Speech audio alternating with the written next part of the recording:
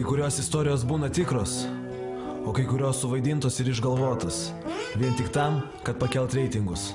Bet vaikų akise nesugalvos ir nesuvaidinsi nieko. Tad klausyk. Kaunas City. Čia,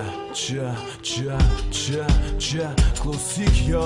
Mažam Lukui buvo tik 6 metukai, jam jau buvo pradėję kaltis nuolatiniai dantukai.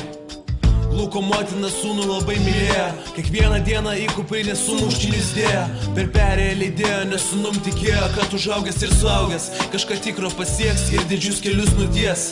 Bet namuose nebuvo vyro, Luko motina sėdėdavo ant pigaus vyno, o Lukas tėvo buvo net nematęs. Be prie šios situacijos sūnus jau būdavo pripratęs. Vieno kambario butas, pilkas motinos halatas, kieme stovintis senas baltas Volkswagen Passatas.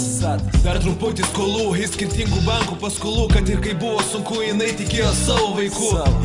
Šitam pasaulyje jinai jau sunkiai tvėrė, todėl kiekvieną naktį dachuje rūkė ir gėrė. Kol motina giminėm už paramą dėkojo, tu Lukas atsakymų į paprastus klausimus ieškojo. Kodėl rankos vandenys susiraukšlėja, kodėl pasikai per filmus neateina dantukų fėja. Bet motina galvojo, kad gyvenimą jis suprato, kai Lukui patėvi ahujeną tipo rado. Vyras pasirodė atsakingas ir žavingas, dar prie viso šito šūdo buvo ir turtingas.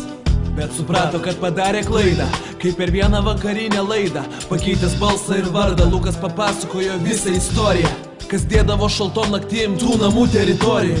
Kai motina ramia širdim išeidavo į darbą, ramiom akim užverdavo duris. Į Luko kambarį ateidavo patėvis, jis iššiepdavo ir suleisdavo savo purvinus dantis. Sat, viena kulka į tavo galvą pedofilę, viena kulka į tavo širdį tu debilę, viena kulka į tavo klyną pedofilę.